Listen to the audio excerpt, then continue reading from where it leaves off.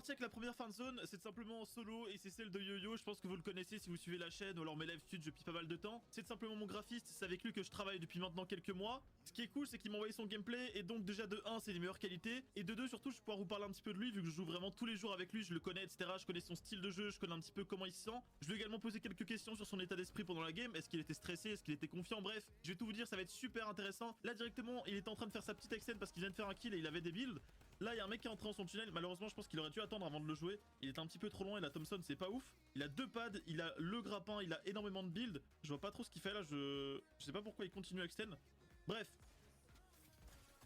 Il y a un mec qui all-in, je sais pas pourquoi il a fait ça le mec en face et il a finalement lavé. Voilà, il est retourné au lobby, vite fait, bien fait. Un kill facilement récupéré et regardez son nombre de pads, les gars, il a 5 pads. Yo-Yo, écoute-moi bien, si t'as pas gagné cette game, t'es viré. C'est aussi simple que ça, là, c'est pas possible. Pour ceux qui se posent la question, Yo-Yo, c'est un joueur qui a commencé la compétition il y a vraiment très peu de temps. Je lui ai fait découvrir les scrims, à la base, il connaissait pas du tout. Et donc, il a vraiment pas d'expérience. En termes de niveau de jeu, il a un très bon niveau. Voilà, il a un niveau pas non plus joueur pro parce que c'est pas son but. Il est avant tout graphiste. Mais honnêtement, pour un graphiste, il est vraiment très bon. Par contre, c'est quelqu'un qui stresse beaucoup et qui panique beaucoup. Donc à tout moment, il peut lâcher une énorme connerie. Par exemple, s'il se prend une grosse balle, il peut faire beaucoup d'erreurs, etc. Donc je compte sur vous, bien sûr, pour être clément dans l'espace commentaire. Ne commencez pas à insulter ou quoi, ce serait vraiment dommage. J'ai de la chance d'avoir une commu bienveillante la plupart du temps, donc je voudrais que ça continue comme ça. Donc là, il y a la première moving zone qui vient d'apparaître. Honnêtement, elle est quand même assez loin. Il va faire sa petite route en grappin. On va voir s'il va utiliser ses pads parce que souvent, les joueurs qui ont un grappin, ils ont tendance à totalement oublier leurs pads. Alors qu'un low pad, ça peut vraiment faire la différence vu que tu spawns beaucoup plus tôt que quand t'as simplement le grappin. Il commence à faire sa petite rota, un petit fail au niveau du grappin, c'est pas très grave.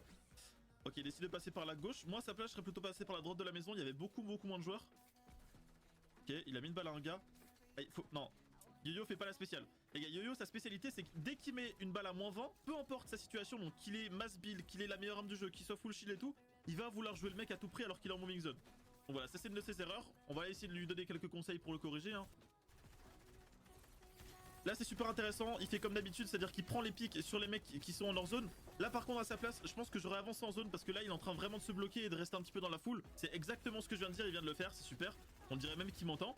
En gros là il prend de l'avance sur la zone pour pouvoir ensuite se retourner prendre des pics. Faudrait peut-être commencer à prendre l'info sur la hauteur. Moi j'aime beaucoup reprendre la hauteur dès la fin de la première moving zone. Je trouve que c'est le meilleur timing selon moi, après il y en a plusieurs.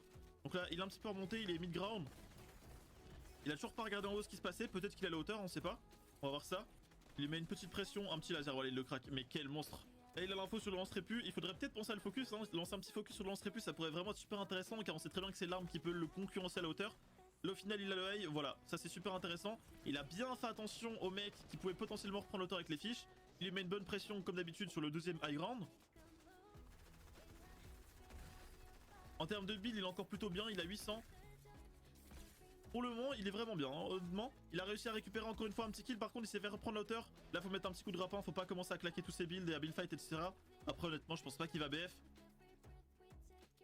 Ok, j'ai rien dit. Il part totalement BF. Il a fait une petite retake, il a repris l'auteur. Il a de la chance que le mec en face ne le conteste pas. Je pense que le mec en face, il avait vraiment pas beaucoup de constru. Mais les gars, quand vous avez un grappin, commencez pas à build fight. Déjà de 1 parce que vous allez monter super haut. Vous allez claquer tous vos builds. Et donc, votre seul avantage en fait quand vous avez le grappin, c'est que vous claquez pas beaucoup de constru. Si vous commencez à build fight, vous allez tout perdre. Donc c'est vraiment débile. Faites attention les gars, mettez un petit coup de grappin. Déjà de 1, ça va faire peur à l'ennemi. Et vous aurez la hauteur encore plus facilement que si jamais vous commencez à BF. Ça, c'est un petit conseil d'amis. Encore une fois, je suis pas le meilleur joueur du monde. Je suis personne pour juger. C'est simplement mon avis, voilà. Là il met un gros laser encore une fois, il met moins 80 ce joueur là, il est simplement en top 5 et il lui reste énormément de construction. Je sais pas où il en a récupéré autant, j'ai pas fait gaffe. Par contre il a toujours ses pads, malheureusement il les a pas utilisés. Il a des splashs si jamais il veut simplement jouer heal à la fin de la zone. Faut pas se précipiter, pas d'all-in, on n'a pas besoin. À ce timing là de la game je pense que c'est un des joueurs qui a le plus de constru. Faut faire attention de pas non plus trop redescendre. Il touche le mec blanc, super. Là maintenant c'est juste du contrôle. Honnêtement là je pense qu'il était un petit peu stressé, c'est quelqu'un qui panique très vite dans les situations assez complexes. Ça c'est à cause du manque d'expérience, hein, y a rien de grave. Je pense qu'il y en a plein aussi de votre côté qui stressent un petit peu, qui commencent à trembler, etc. Moi, ça m'arrive encore parfois en tournoi même. Il est simplement en 1v1. Le mec en face, c'est il, donc il sait qu'il a quand même pas mal d'HP. Il a pas non plus 20 HP. Il va pouvoir potentiellement jouer. On va voir comment il va faire ça. Aïe. Oh, ok, il redescend full low ground. Il a vraiment pas peur. Ok, le mec reste en hors zone pour l'instant. Juste avant le spectacle, on m'a annoncé que dans cette salle, il y a quelqu'un qui a gagné un truc incroyable. Donc Est-ce qu'il va essayer de rentrer? Je sais pas du tout. Ok, je crois qu'il est tombé. Ouais, il est tombé. Et voilà, c'est le petit top 1 qui a été validé. GG Yo-Yo en tout cas. Honnêtement, je suis fier de lui les gars parce que moi je le connais. Ceux qui sont sur mes lives aussi, ils suivent un petit peu l'évolution.